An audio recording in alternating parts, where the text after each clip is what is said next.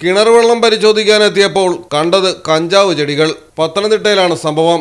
കോട്ടങ്ങലിൽ പ്രവർത്തിക്കുന്ന സാജൻ ബേക്കറി എന്ന സ്ഥാപനത്തിൽ പരിശോധന നടത്തുന്നതിന്റെ ഭാഗമായാണ് ആരോഗ്യവകുപ്പ് ഉദ്യോഗസ്ഥർ എത്തിയത്.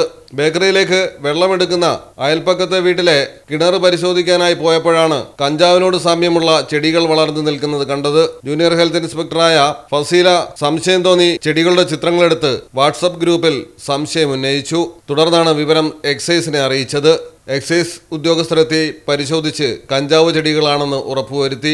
63-30 സെന്റിമീറ്ററുള്ള 2 ചെടികളാണ് കിണറിന് സമീപം കണ്ടെത്തിയത്. കിണർ സ്ഥിതി ചെയ്യുന്ന വീട്ടിൽ 6 പേരോളം താമസക്കാരുണ്ട്.